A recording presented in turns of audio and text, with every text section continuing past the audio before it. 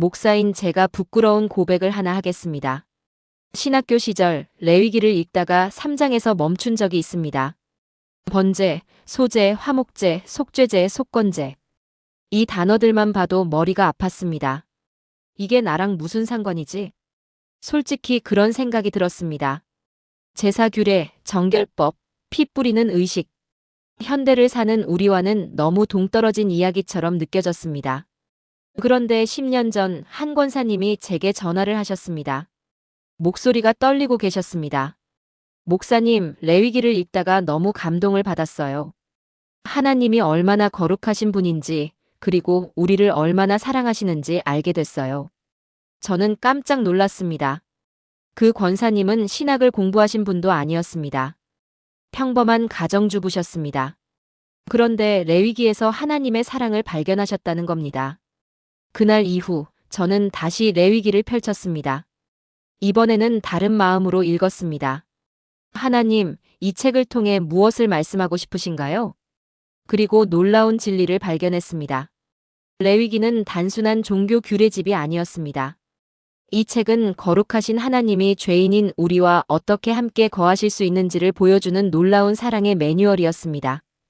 십자가 이전 구약시대에 하나님이 마련하신 구원의 길이 바로 여기에 있었습니다. 그리고 그 모든 것이 예수 그리스도를 향해 있었습니다. 오늘 여러분과 함께 레위기 전체를 한눈에 정리하겠습니다. 27장이라는 긴 여정이지만 7가지 핵심으로 완전히 이해하실 수 있습니다. 이 한 편의 영상으로 레위기가 더 이상 어렵지 않게 될 것입니다. 아니, 어쩌면 성경에서 가장 사랑하는 책이 될지도 모릅니다. 지금부터 함께 레위기의 보물창고를 열어보시겠습니까? 첫 번째, 5가지 제사 시스템, 하나님께 나아가는 길. 레위기 1장에서 7장까지는 5가지 제사를 소개합니다. 번제, 소제, 화목제, 속죄제, 속건제입니다. 많은 분들이 이 부분에서 막힙니다. 왜 이렇게 제사가 많아요? 복잡해요. 이런 질문을 자주 받습니다. 하지만 각 제사에는 명확한 목적과 의미가 있습니다. 번제는 완전한 헌신을 의미합니다. 제물 전체를 불태워 하나님께 드립니다. 레위기 1장 9절은 이렇게 말합니다. 그 내장과 정강이를 물로 씻을 것이요. 제사장은 그 전부를 제단 위에서 불살라 번제를 삼을지니 이는 화제라 여호와께 향기로운 냄새니라. 이 제사는 우리의 전 존재를 하나님께 드리는 것을 상징합니다. 로마서 12장 1절에서 바울은 이렇게 말합니다. 너희 몸을 하나님이 기뻐하시는 거룩한 산 제물로 드리라. 번제는 바로 이 정신을 담고 있습니다. 소제는 감사와 헌신의 제사입니다. 곡식으로 드리는 제사인데 피 없는 유일한 제사입니다. 이것은 우리의 수고와 노동의 열매를 하나님께 드리는 것을 의미합니다. 화목제는 하나님과의 교제를 상징합니다. 이 제사의 특별한 점은 제물의 일부를 드린 사람이 먹을 수 있다는 것입니다. 하나님과 함께 식사하는 것입니다. 얼마나 놀라운 은혜입니까? 속죄제는 우리의 죄를 용서받기 위한 제사입니다. 레위기 4장 전체가 이 제사를 설명합니다. 제사장, 온 회중, 족장, 평민, 각각의 신분에 따라 드리는 방법이 조금씩 다릅니다. 하지만 핵심은 동일합니다. 피 흘림이 없이는 사함이 없다는 것입니다. 히브리서 9장 22절이 이를 확인합니다. 율법을 따라 거의 모든 물건이 피로써 정결하게 되나니 피 흘림이 없은즉 사함이 없느니라. 속건제는 특정한 죄에 대한 배상의 제사입니다. 남에게 해를 끼쳤을 때, 성물을 부정하게 사용했을 때 드립니다. 이 제사의 중요한 점은 제물을 드리는 것만으로 끝나지 않는다는 것입니다.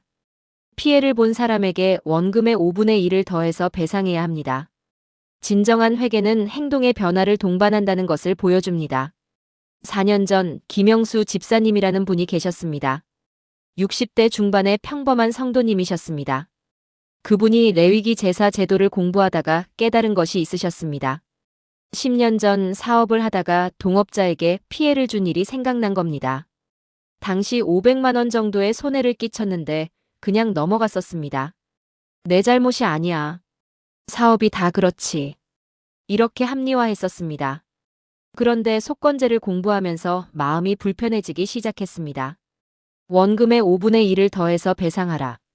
이 말씀이 계속 마음에 걸렸습니다.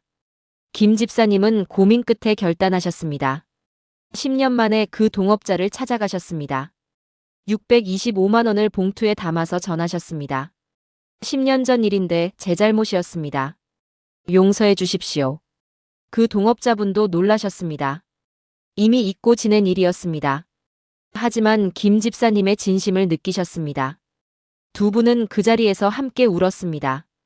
그리고 10년 만에 관계가 회복됐습니다. 김 집사님은 나중에 이렇게 간증하셨습니다. 레위기가 2000년 전 책이 아니라 바로 오늘 제게 주시는 하나님의 말씀이란 걸 알았습니다. 그동안 마음에 있던 짐을 내려놓으니 너무 자유로워졌습니다. 이것이 레위기가 우리에게 주는 교훈입니다. 단순한 종교 의식이 아니라 삶의 변화를 가져오는 하나님의 말씀입니다. 그리고 이 5가지 제사는 모두 예수 그리스도를 가리킵니다. 번제는 십자가에서 자신을 온전히 드리신 예수님을 보여줍니다. 소제는 땀 흘려 일하시며 우리를 섬기신 예수님을 나타냅니다. 화목제는 우리를 하나님과 화목하게 하신 예수님의 사역입니다. 속죄제는 우리 죄를 대신 지신 어린 양 예수님입니다. 속건제는 우리의 모든 빚을 갚으신 예수님의 완전한 구원을 보여줍니다.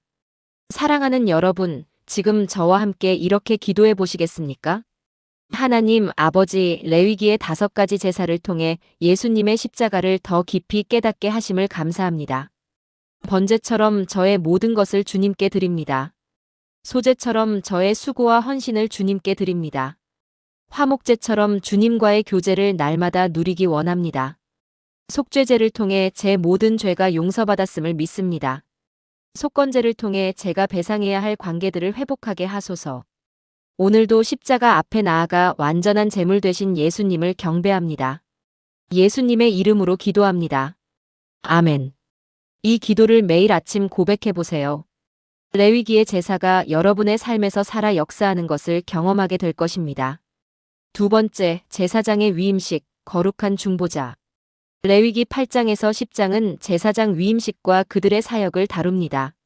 아론과 그의 아들들이 제사장으로 세워지는 장면입니다. 왜 제사장이 필요할까요? 하나님은 거룩하시고 인간은 죄인이기 때문입니다. 죄인이 거룩하신 하나님께 직접 나아갈 수 없습니다. 그래서 중보자가 필요했습니다. 레위기 8장 12절은 이렇게 기록합니다. 또 관유를 아론의 머리에 붓고 그에게 기름을 부어 거룩하게 하고. 기름 부음은 성령의 임재를 상징합니다. 제사장은 하나님의 거룩한 대리자입니다. 그런데 레위기 10장에 충격적인 사건이 나옵니다. 아론의 아들 나답과 아비후가 다른 불을 들였다가 죽임을 당합니다. 레위기 10장 1절에서 2절입니다. 아론의 아들 나답과 아비후가 각기 향로를 가져다가 여호와께서 명령하지 아니하신 다른 불을 담아 여호와 앞에 분향하였더니 불이 여호와 앞에서 나와 그들을 삼킴에 그들이 여호와 앞에서 죽은지라. 많은 사람이 이 구절을 읽고 충격을 받습니다. 하나님이 너무 가혹하신 거 아닌가요? 하지만 이것은 거룩함의 중요성을 보여주는 사건입니다. 하나님께 나아가는 일은 결코 가볍게 여길 수 없습니다. 하나님이 정하신 방법대로만 나아가야 합니다. 우리 마음대로, 우리 방식대로는 안 됩니다. 이것이 레위기가 주는 첫 번째 교훈입니다. 8년 전 이정의 권사님이라는 분이 계셨습니다. 70대 초반에 아주 열심히 신앙생활 하시는 분이셨습니다. 매일 새벽기도 나오시고 전도도 열심히 하시고 헌금도 많이 하셨습니다. 그런데 이상하게 마음에 평안이 없으셨습니다. 기도해도 응답이 없는 것 같았습니다. 찬양해도 기쁨이 없었습니다. 그분이 어느 날 레위기 10장 말씀을 묵상하셨습니다. 나답과 아비후의 이야기를 읽으면서 깨달은 것이 있으셨습니다. 나도 다른 불을 드리고 있구나. 그동안 자신의 열심, 자신의 노력, 자신의 의로 하나님께 나아가려고 했던 겁니다.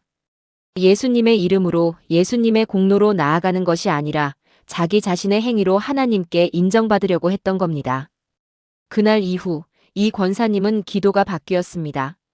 하나님, 제가 드릴 것이 아무것도 없습니다. 다만 예수님의 보혈을 의지하여 나아갑니다. 이렇게 기도하기 시작했습니다. 그러자 놀라운 변화가 일어났습니다. 똑같이 새벽 기도를 나가는데 은혜가 달랐습니다. 똑같이 찬양하는데 기쁨이 넘쳤습니다. 똑같이 성경을 읽는데 말씀이 살아서 역사했습니다. 이 권사님은 이렇게 간증하셨습니다. 40년 신앙생활하면서 처음으로 은혜가 무엇인지 알았습니다. 제 의로운 행위가 아니라 오직 예수님의 공로로 하나님께 나아가는 것. 이것이 진짜 믿음이더라고요. 그리고 히브리서 4장 14절에서 16절을 암송하기 시작하셨습니다. 그러므로 우리에게 큰 대제사장이 계시니 승천하신 이곳 하나님의 아들 예수시라. 우리가 믿는 도리를 굳게 잡을지어다. 우리에게 있는 대제사장은 우리의 연약함을 동정하지 못하실 이가 아니요 모든 일에 우리와 똑같이 시험을 받으신 이로되 죄는 없으시니라.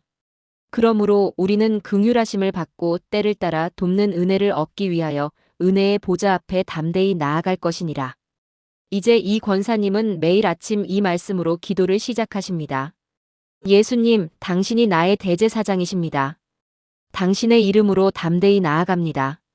구약의 제사장들은 불완전했습니다.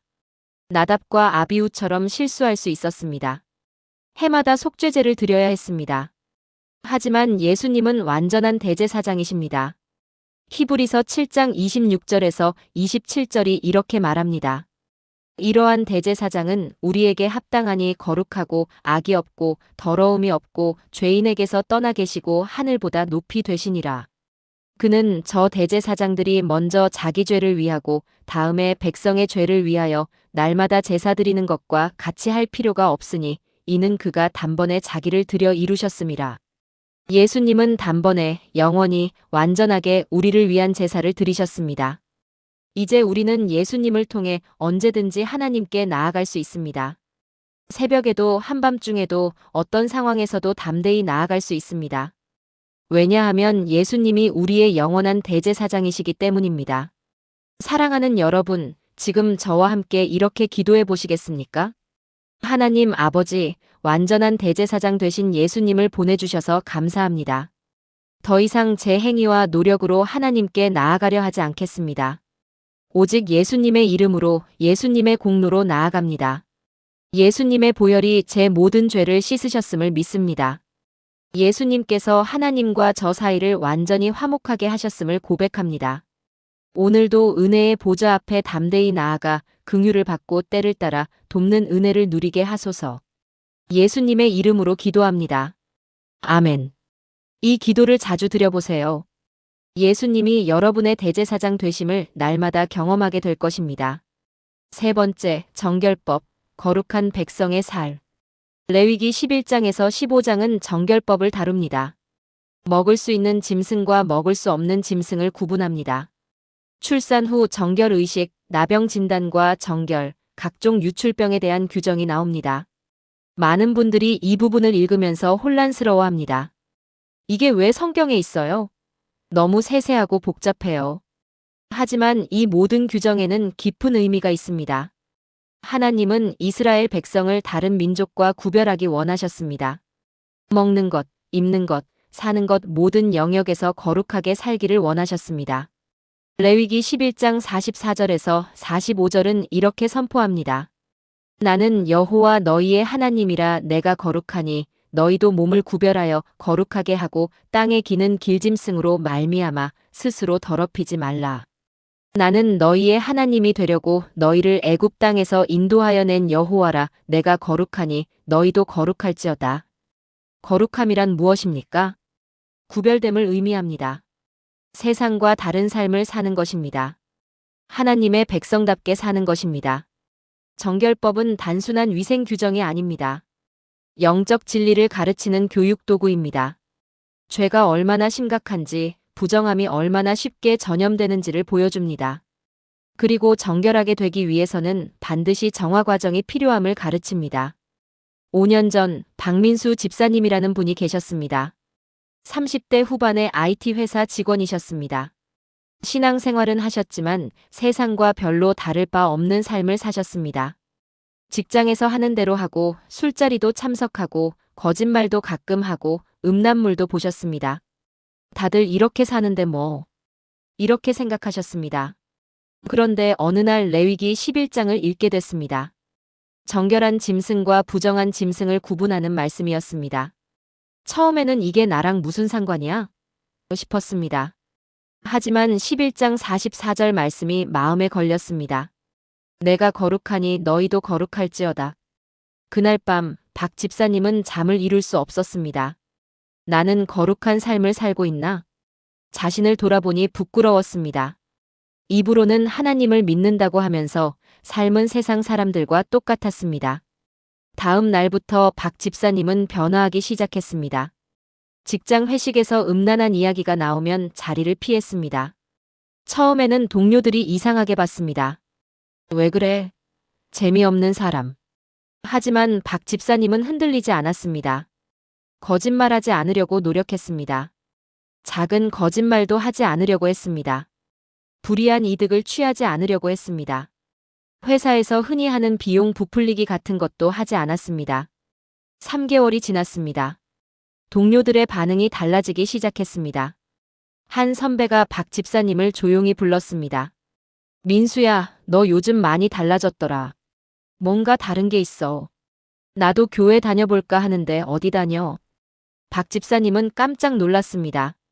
자신은 그저 거룩하게 살려고 노력했을 뿐인데 그것이 전도가 된 겁니다. 6개월 후 그 선배는 박 집사님이 다니는 교회에 나오기 시작했습니다. 1년 후 세례를 받았습니다. 박 집사님은 간증했습니다. 레위기 정결법이 단순한 옛날 율법이 아니라 지금 제게 주시는 하나님의 명령임을 깨달았습니다. 세상과 구별된 삶, 거룩한 삶을 살 때 그것이 가장 강력한 전도가 되더라고요.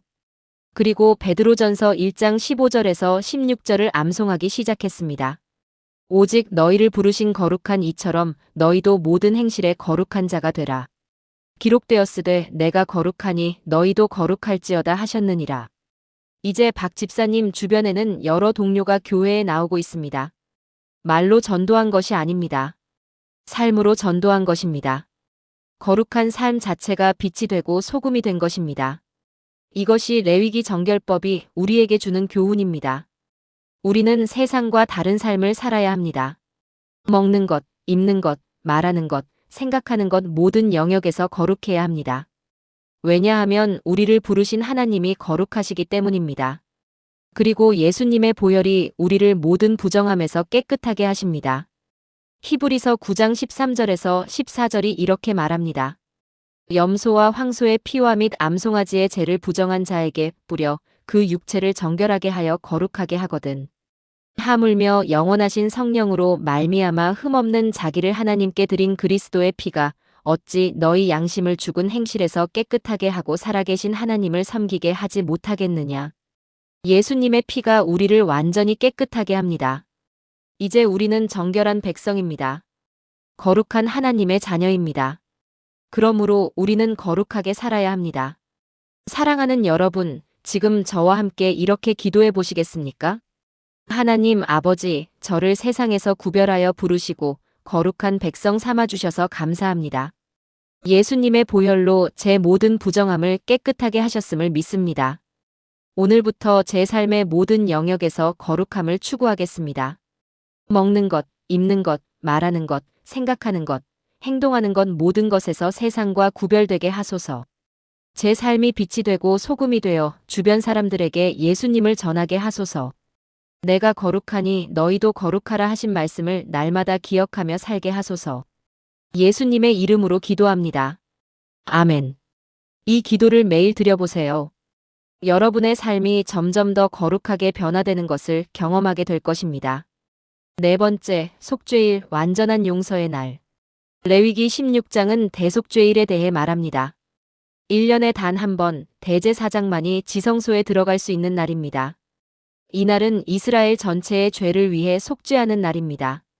레위기 16장 29절에서 30절은 이렇게 말합니다. 너희는 영원히 이 규례를 지킬지니라. 일곱째 달 열흘날에는 너희가 스스로 괴롭게 하고 아무 일도 하지 말되 본토인이든지 너희 중에 거류하는 거류민이든지 그리하라. 이날에 너희를 위하여 속죄하여 너희를 정결하게 하리니 너희의 모든 죄에서 너희가 여호와 앞에 정결하리라. 대속죄일의 핵심은 2마리 염소입니다. 한 마리는 여호와를 위한 속죄 제물로 드려집니다. 그 피를 가지고 대제사장이 지성소에 들어가 속죄소에 뿌립니다. 다른 한 마리는 아사셀을 위한 염소입니다. 대제사장이 이스라엘의 모든 죄를 이 염소 머리에 안수하며 고백합니다. 그러면 그 염소가 백성의 모든 죄를 지고 광야로 보내집니다. 이것이 무엇을 상징합니까? 완전한 속죄입니다. 첫 번째 염소는 죄값을 치르는 것을 보여줍니다. 피 흘림, 죽음, 대가 지불입니다. 두 번째 염소는 죄의 제거를 보여줍니다. 죄를 완전히 멀리 보내버리는 것입니다. 시편 103편 12절이 이렇게 노래합니다. 동이 서에서 먼 것 같이 우리의 죄가를 우리에게서 멀리 옮기셨으며. 이것이 바로 대속죄일의 의미입니다. 완전한 용서, 완전한 정결, 완전한 회복입니다. 6년 전 최은영 권사님이라는 분이 계셨습니다. 50대 중반의 성도님이셨는데 30년 전에 지은 죄 때문에 고통받고 계셨습니다. 20대 때 잘못된 선택으로 낙태를 한 적이 있으셨습니다. 그 이후 계속 죄책감에 시달렸습니다. 교회에 나와서 신앙생활도 열심히 했습니다. 회개 기도도 수없이 했습니다. 하지만 마음의 짐은 사라지지 않았습니다. 특히 밤이면 악몽을 꾸셨습니다. 너는 살인자야. 용서받을 수 없어. 이런 정죄의 목소리가 계속 들렸습니다. 우울증까지 왔습니다. 약을 먹어도 효과가 없었습니다. 그러던 어느 날 레위기 16장 말씀을 묵상하게 됐습니다. 대속죄일에 대한 말씀이었습니다. 두 마리 염소 이야기를 읽으면서 성령님이 마음에 말씀하셨습니다. 예수님이 바로 이 두 염소의 실체다. 예수님이 내 죄값을 치르셨고 예수님이 내 죄를 완전히 제거하셨다. 그날 밤 최 권사님은 통곡하며 기도했습니다. 예수님, 제 죄를 용서해 주세요. 30년 동안 저를 괴롭혀온 이 죄를 완전히 없애주세요. 그리고 놀라운 일이 일어났습니다. 마음에 평안이 임했습니다. 30년 동안 짊어지고 있던 짐이 내려가는 느낌이었습니다. 악몽도 사라졌습니다. 정죄하는 목소리도 들리지 않았습니다. 대신 하나님의 음성이 들렸습니다. 내가 내 죄를 동이 서에서 먼 것 같이 멀리 옮겼다. 너는 이제 자유다. 최 권사님은 완전히 변화됐습니다. 우울증이 치유됐습니다. 약도 끊었습니다. 얼굴에 생기가 돌았습니다. 그리고 비슷한 아픔을 가진 여성들을 돕기 시작했습니다. 낙태로 고통받는 여성들, 죄책감에 시달리는 사람들을 만나 자신의 간증을 나눴습니다. 예수님의 십자가가 우리 모든 죄를 완전히 제거하셨습니다. 더 이상 죄책감에 시달릴 필요가 없습니다. 지난 5년 동안 최 권사님을 통해 20명이 넘는 여성이 치유를 받았습니다. 최 권사님은 이렇게 간증합니다. 레위기 16장이 제 인생을 바꿨습니다. 대속죄일의 의미를 깨달았을 때 예수님의 십자가가 완전한 속죄임을 알았습니다. 더 이상 과거의 죄에 매여 살 필요가 없습니다. 그리고 히브리서 10장 17절에서 18절을 암송합니다. 또 그들의 죄와 그들의 불법을 내가 다시 기억하지 아니하리라 하셨으니 이것들을 사하셨은즉 다시 죄를 위하여 제사 드릴 것이 없느니라. 예수님은 우리의 영원한 대속죄일입니다. 예수님의 십자가가 우리 모든 죄를 완전히 제거했습니다. 과거의 죄, 현재의 죄, 미래의 죄까지 모두 용서하셨습니다. 로마서 8장 1절이 선포합니다. 그러므로 이제 그리스도 예수 안에 있는 자에게는 결코 정죄함이 없나니 더 이상 정죄받을 필요가 없습니다. 더 이상 죄책감에 시달릴 필요가 없습니다. 예수님 안에서 우리는 완전히 자유합니다. 사랑하는 여러분, 지금 저와 함께 이렇게 기도해 보시겠습니까? 하나님 아버지, 대속죄일을 통해 완전한 속죄를 보여주셔서 감사합니다. 예수님이 저의 모든 죄를 십자가에서 담당하셨음을 믿습니다. 예수님이 저의 죄를 동이 서에서 먼 것 같이 멀리 옮기셨음을 고백합니다. 더 이상 과거의 죄에 매여 살지 않겠습니다. 더 이상 죄책감과 정죄에 시달리지 않겠습니다. 그리스도 예수 안에 있는 자에게는 결코 정죄함이 없음을 선포합니다. 오늘 이 자유를 누리며 담대히 살아가게 하소서. 예수님의 이름으로 기도합니다. 아멘. 이 기도를 자주 드려보세요. 예수님 안에서 완전한 자유를 누리는 삶을 살게 될 것입니다. 5번째, 거룩한 삶의 실천, 사랑의 법. 레위기 17장에서 22장은 실제 삶에서 어떻게 거룩하게 살 것인가를 다룹니다. 이 부분에는 유명한 말씀이 많이 나옵니다. 레위기 19장 18절이 대표적입니다. 원수를 갚지 말며 동포를 원망하지 말며 내 이웃 사랑하기를 내 자신과 같이 사랑하라. 나는 여호와이니라. 예수님께서 인용하신 바로 그 말씀입니다. 마태복음 22장 39절에서 예수님은 이렇게 말씀하십니다. 둘째도 그와 같으니 내 이웃을 내 자신같이 사랑하라 하셨으니. 레위기는 단순한 제사 규례집이 아닙니다. 삶의 모든 영역에서 하나님의 성품을 드러내라고 명령합니다. 부모를 공경하고 가난한 자를 돌보고 정직하게 살고 공평하게 판단하고 약자를 보호하라고 말합니다.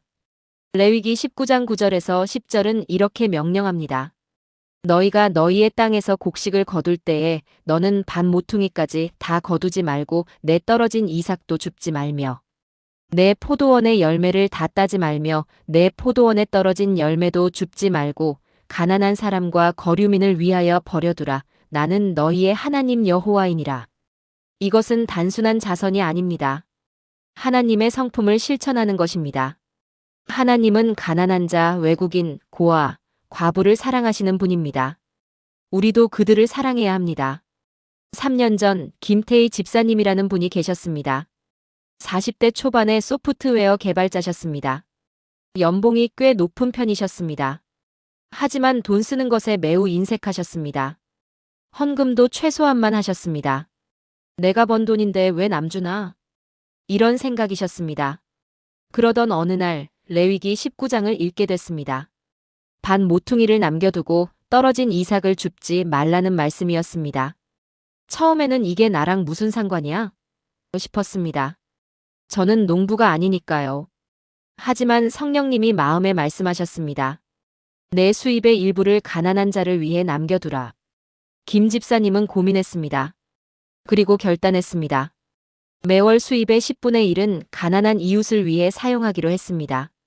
처음에는 어려웠습니다. 돈이 아까웠습니다.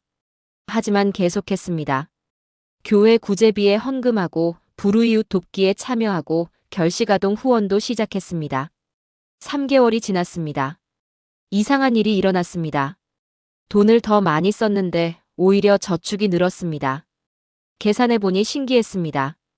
이전에는 별것 아닌 곳에 돈을 낭비했었는데 이제는 계획적으로 쓰게 됐습니다. 6개월이 지났습니다. 직장에서 승진 제안이 들어왔습니다. 예상치 못한 일이었습니다. 연봉도 30% 올랐습니다. 1년이 지났습니다. 김 집사님의 삶이 완전히 바뀌었습니다.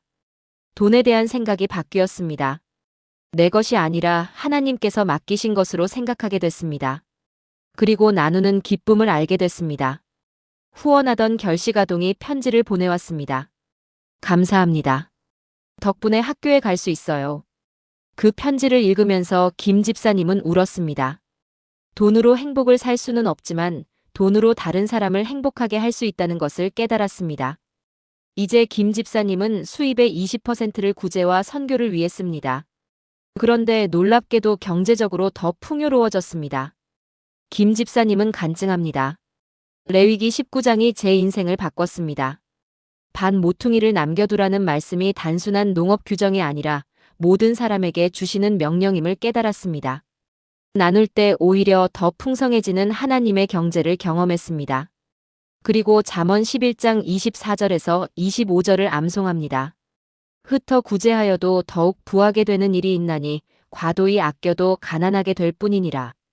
구제를 좋아하는 자는 풍족하여질 것이요 남을 윤택하게 하는 자는 자기도 윤택하여지리라. 이것이 하나님의 법칙입니다. 나눌 때 더 풍성해집니다. 사랑할 때 더 사랑받습니다. 섬길 때 더 존귀해집니다. 레위기가 가르치는 거룩한 삶은 바로 이것입니다. 이웃을 사랑하고 가난한 자를 돌보고 정의를 실천하고 진실하게 사는 것입니다. 사랑하는 여러분, 지금 저와 함께 이렇게 기도해 보시겠습니까? 하나님 아버지, 레위기를 통해 거룩한 삶의 실천을 가르쳐 주셔서 감사합니다. 내 이웃을 내 자신같이 사랑하라 하신 말씀을 순종하겠습니다. 제 수입의 일부를 가난한 자를 위해 남겨두겠습니다. 제 시간의 일부를 이웃을 섬기는 데 사용하겠습니다. 제 재능의 일부를 약한 자를 돕는 데 쓰겠습니다. 나눌 때 더 풍성해지는 하나님의 경제를 경험하게 하소서. 사랑할 때 더 사랑받는 하나님의 법칙을 누리게 하소서. 오늘부터 거룩한 삶을 실천하며 하나님의 성품을 드러내게 하소서. 예수님의 이름으로 기도합니다. 아멘. 이 기도를 매일 드리며 실천해 보세요. 나누고 사랑하는 삶이 얼마나 축복된지 경험하게 될 것입니다. 6번째, 절기와 안식, 하나님의 리듬으로 사는 살. 레위기 23장은 7가지 절기를 다룹니다. 안식일, 유월절과 무교절, 초실절, 칠칠절 오순절, 나팔절, 속죄일, 초막절입니다. 이 절기들은 단순한 종교 행사가 아닙니다. 이스라엘 백성의 삶 전체를 하나님 중심으로 조직하는 시스템입니다. 매주 안식일을 지키고 매년 절기를 지키면서 하나님을 기억합니다. 레위기 23장 2절은 이렇게 말합니다. 이스라엘 자손에게 말하여 이르라 이것이 나의 절기들이니 너희가 성회로 공포할 여호와의 절기들이니라. 나의 절기들이라고 하십니다. 이것은 하나님께서 정하신 시간입니다. 하나님께서 우리와 만나기 원하시는 시간입니다. 안식일은 매주 쉬는 날입니다. 일을 멈추고 하나님께 예배하는 날입니다. 현대인들에게 가장 필요한 것이 바로 이 안식입니다. 우리는 너무 바쁘게 살아갑니다. 쉬지 않고 일하고 쉬지 않고 달립니다. 그러다가 지쳐 쓰러집니다. 하나님은 우리에게 안식을 명령하십니다. 마가복음 2장 27절에서 예수님은 이렇게 말씀하십니다. 안식일이 사람을 위하여 있는 것이요 사람이 안식일을 위하여 있는 것이 아니니. 안식일은 우리를 위한 하나님의 선물입니다. 2년 전 이성민 집사님이라는 분이 계셨습니다. 30대 후반의 변호사셨습니다. 매우 성공한 분이셨습니다. 하지만 너무 바빠서 쉴 틈이 없었습니다. 주중에는 물론이고 주말에도 일했습니다. 교회도 한 달에 한두 번 나올까 말까 했습니다. 바빠서 못 나가요. 나중에 여유 생기면 나갈게요. 이렇게 말씀하셨습니다. 그러다가 몸이 무너졌습니다. 과로로 쓰러져서 병원에 입원했습니다. 의사는 말했습니다. 이렇게 살면 오래 못 삽니다. 반드시 쉬어야 합니다. 병원 침대에서 이 집사님은 레위기 23장을 읽었습니다. 안식일과 절기에 대한 말씀이었습니다. 엿새 동안은 일할 것이요 7째 날은 큰 안식일이니. 이 말씀이 마음에 와 닿았습니다. 하나님께서 안식을 명령하신 이유를 깨달았습니다. 우리가 기계가 아니라 사람이기 때문입니다. 우리가 쉬어야 건강하게 살 수 있기 때문입니다. 퇴원 후 이 집사님은 삶의 우선순위를 바꿨습니다. 주일은 반드시 교회에 나가기로 했습니다. 아무리 바빠도 주일만큼은 일하지 않기로 했습니다. 처음에는 어려웠습니다. 밀린 일이 걱정됐습니다. 하지만 계속했습니다. 3개월이 지났습니다. 놀라운 변화가 일어났습니다. 건강이 회복됐습니다. 체력이 좋아졌습니다. 그런데 더 놀라운 것은 일의 효율이 올라갔다는 것입니다. 6일 동안 집중해서 일하니 7일 내내 대충 일할 때보다 오히려 더 많은 일을 해냈습니다. 그리고 주일에 교회에서 예배드리고 쉬면서 재충전되니 월요일에 활력이 넘쳤습니다. 1년이 지났습니다.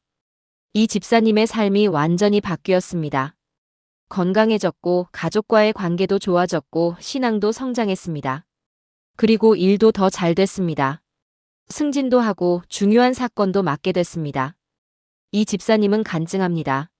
레위기 23장의 안식일 명령이 제 인생을 구했습니다. 안식은 선택이 아니라 필수입니다. 하나님께서 안식을 명령하신 것은 우리를 사랑하시기 때문입니다. 안식할 때 오히려 더 생산적이 되고 더 건강해지고 더 행복해집니다. 그리고 시편 127편 2절을 암송합니다. 너희가 일찍이 일어나고 늦게 누우며 수고의 떡을 먹음이 헛되도다. 그러므로 여호와께서 그의 사랑하시는 자에게는 잠을 주시는도다. 하나님은 우리에게 안식을 주십니다. 잠을 주시고 쉼을 주시고 회복을 주십니다. 우리가 할 일은 그것을 받아들이는 것입니다. 멈추고 쉬고 하나님을 예배하는 것입니다. 그리고 절기는 하나님의 구원 역사를 기억하게 합니다. 유월절은 애굽에서의 구원을 기억합니다. 초막절은 광야에서의 보호하심을 기억합니다. 오순절은 성령 강림을 기억합니다. 이 모든 절기가 예수 그리스도를 가리킵니다. 예수님은 우리의 유월절 양이십니다. 예수님은 우리의 안식이십니다. 예수님은 우리에게 성령을 보내주신 분이십니다. 마태복음 11장 28절에서 예수님은 이렇게 초대하십니다. 수고하고 무거운 짐진 자들아 다 내게로 오라 내가 너희를 쉬게 하리라. 예수님 안에서 우리는 참된 안식을 누립니다. 사랑하는 여러분, 지금 저와 함께 이렇게 기도해 보시겠습니까? 하나님 아버지, 안식일과 절기를 통해 안식의 중요성을 가르쳐 주셔서 감사합니다. 제가 너무 바쁘게 살아왔음을 고백합니다. 쉬지 않고 달려왔고 하나님을 잊고 살았습니다.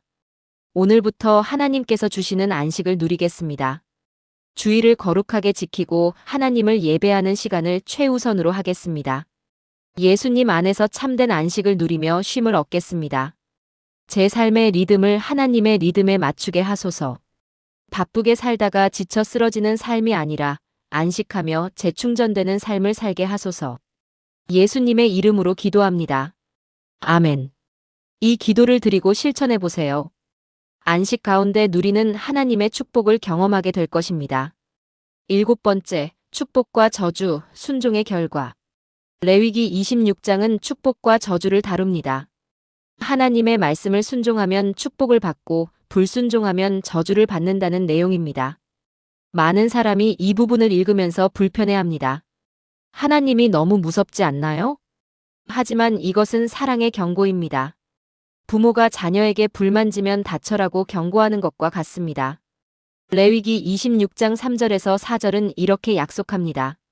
너희가 내 규례와 계명을 준행하면 내가 너희에게 철따라 비를 주리니 땅은 그 산물을 내고 밭의 수목은 열매를 맺으리라. 순종하면 축복받습니다. 땅이 산물을 내고 나무가 열매를 맺고 평안히 살게 됩니다.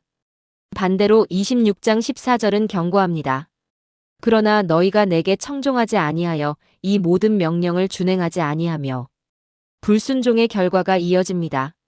질병, 패배, 두려움, 황폐함입니다. 이것은 하나님의 보복이 아닙니다. 죄의 자연스러운 결과입니다. 하나님을 떠나면 우리는 스스로 무너집니다. 하지만 중요한 것은 26장 40절에서 45절입니다. 회개하면 하나님께서 다시 회복시켜 주신다는 약속입니다. 그들이 자기 죄와 그들의 조상의 죄와 그들이 나를 거역한 허물을 자복하고 내가 야곱과 맺은 내 언약과 이삭과 맺은 내 언약을 기억하며 아브라함과 맺은 내 언약을 기억하고 그 땅을 기억하리라. 하나님은 언약을 기억하시는 분입니다. 우리가 실패해도 우리가 넘어져도 회개하고 돌아오면 다시 회복시켜 주십니다. 1년 전 강민호 집사님이라는 분이 계셨습니다. 50대 초반에 사업 가셨습니다. 사업이 잘 됐을 때는 교회 열심히 다녔습니다. 11조도 하고 헌금도 많이 했습니다. 그런데 사업이 어려워지면서 신앙이 흔들렸습니다. 교회도 나가지 않고 기도도 하지 않고 성경도 읽지 않았습니다. 하나님이 나를 버리셨어. 이렇게 생각했습니다.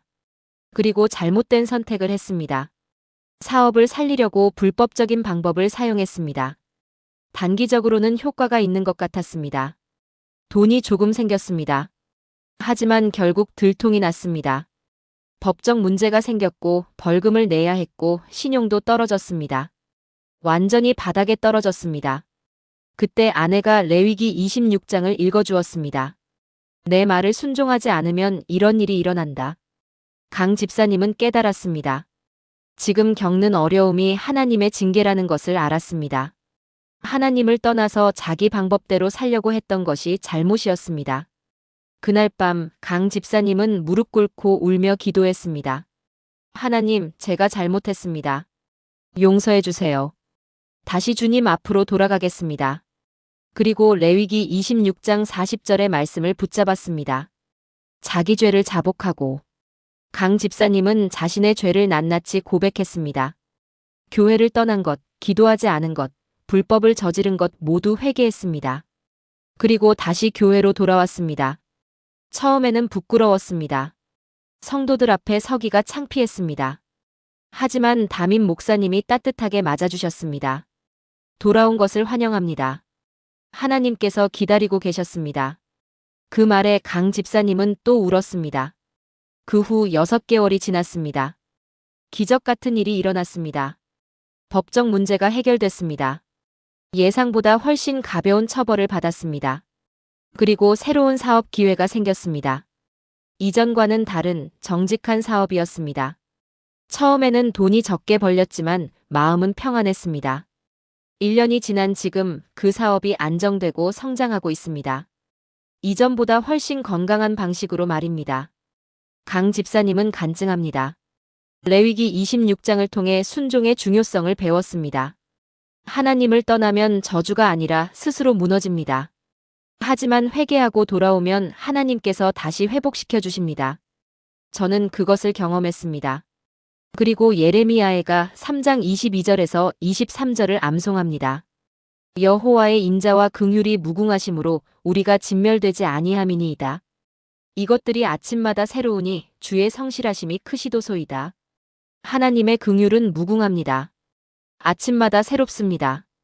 우리가 넘어져도 우리가 실패해도 회개하고 돌아오면 하나님께서 다시 세워주십니다. 이것이 레위기가 주는 마지막 메시지입니다. 순종하면 축복받고 불순종하면 고통받지만 회개하면 언제든지 회복될 수 있다는 것입니다. 사랑하는 여러분, 지금 저와 함께 이렇게 기도해 보시겠습니까? 하나님 아버지, 순종과 불순종의 결과를 분명히 보여주셔서 감사합니다. 제가 하나님의 말씀을 순종하며 살겠습니다. 제 방법이 아니라 하나님의 방법을 따르겠습니다. 혹시 제가 넘어지고 실패하더라도 다시 일어나 주님께 돌아오겠습니다. 회개하는 자를 다시 받아주시고 회복시켜 주시는 하나님을 찬양합니다. 오늘도 주님의 긍휼과 인자하심이 새로우심을 고백합니다. 순종의 축복 가운데 살아가게 하소서. 예수님의 이름으로 기도합니다. 아멘. 이 기도를 날마다 드려보세요. 순종의 축복을 누리고 넘어져도 다시 일어나는 은혜를 경험하게 될 것입니다. 지금까지 나눈 레위기의 7가지 말씀을 하나의 기도로 드리겠습니다. 함께 기도하시겠습니까? 전능하신 하나님 아버지, 오늘 레위기를 통해 주신 놀라운 진리들을 감사드립니다. 5가지 제사 시스템을 통해 예수님의 완전한 희생을 보여주시고 제사장 위임식을 통해 예수님이 우리의 영원한 대제사장 되심을 깨닫게 하시고 정결법을 통해 거룩한 백성으로 부르심을 알게 하시고 대속죄의를 통해 완전한 용서를 경험하게 하시고 거룩한 삶의 실천을 통해 사랑의 법을 배우게 하시고 절기와 안식을 통해 하나님의 리듬으로 살게 하시고 축복과 저주를 통해 순종의 중요성을 가르쳐 주신 하나님을 찬양합니다. 저는 고백합니다. 예수님이 나의 번제여, 소제여, 화목제여, 속죄제여, 속건제이십니다. 예수님이 나의 대제사장이시며 예수님의 보혈이 나를 모든 부정함에서 깨끗하게 하십니다. 예수님의 십자가가 나의 모든 죄를 동이 서에서 먼 것 같이 멀리 옮기셨습니다. 나는 이제 거룩한 백성이며 이웃을 내 자신같이 사랑하며 하나님의 안식 가운데 살아가겠습니다. 오늘부터 저와 제 가족이 레위기의 진리대로 살아가게 하소서. 예배할 때마다 예수님의 완전한 제사를 기억하게 하시고 기도할 때마다 예수님이 나의 대제사장 되심을 의지하게 하시고 매일의 삶에서 거룩함을 추구하게 하시고 과거의 죄책감에서 완전히 자유롭게 하시고 이웃을 사랑하고 나누는 삶을 살게 하시고 안식하며 재충전되는 지혜를 주시고 순종의 축복 가운데 걸어가게 하소서. 레위기가 단순한 옛날 율법이 아니라 지금 이 시대를 사는 우리에게 주시는 생생한 하나님의 말씀임을 믿습니다. 이 말씀이 우리 삶의 기초가 되고 우리 신앙의 반석이 되게 하소서. 우리의 날들을 거룩하게 하시고 우리의 삶을 풍성하게 하시며 우리를 통해 하나님의 영광이 드러나게 하소서. 살아계신 예수 그리스도의 이름으로 기도합니다. 아멘. 사랑하는 성도 여러분, 지금까지 레위기 전체를 7가지 핵심으로 정리했습니다. 5가지 제사 시스템, 제사장의 위임식, 정결법, 대속죄일, 거룩한 삶의 실천, 절기와 안식, 축복과 저주. 이 7가지가 레위기의 뼈대입니다. 그리고 이 모든 것이 예수 그리스도를 가리킵니다. 레위기는 어려운 책이 아닙니다. 오히려 예수님을 가장 선명하게 보여주는 놀라운 책입니다. 제사는 예수님의 십자가를 예표합니다. 제사장은 예수님의 중보 사역을 보여줍니다. 정결법은 예수님의 보혈로 깨끗함 받는 것을 가르칩니다. 대속죄일은 예수님의 완전한 속죄를 나타냅니다. 거룩한 삶은 예수님을 닮아가는 것입니다. 절기는 예수님 안에서 누리는 안식입니다. 축복과 저주는 예수님 안에서 받는 모든 신령한 복을 가리킵니다. 이제 여러분은 레위기를 두려워하지 않아도 됩니다. 오히려 사랑하게 될 것입니다. 레위기를 읽을 때마다 예수님이 보일 것입니다. 제사 규례를 읽을 때 십자가가 생각날 것입니다. 정결법을 읽을 때 거룩함을 추구하게 될 것입니다. 이 영상이 도움이 되셨다면 좋아요를 눌러주시고 더 많은 분들이 레위기의 은혜를 받을 수 있도록 공유해주세요. 그리고 댓글로 여러분의 생각을 나눠주세요. 레위기를 다시 읽겠습니다라고 다짐해 주신다면 큰 힘이 될 것입니다. 여러분 모두에게 하나님의 은혜와 평강이 충만하기를 축복합니다. 레위기의 진리가 여러분의 삶을 변화시키고 예수님을 더 깊이 알아가는 복된 시간이 되기를 기도합니다. 다음에 또 만나 뵙겠습니다.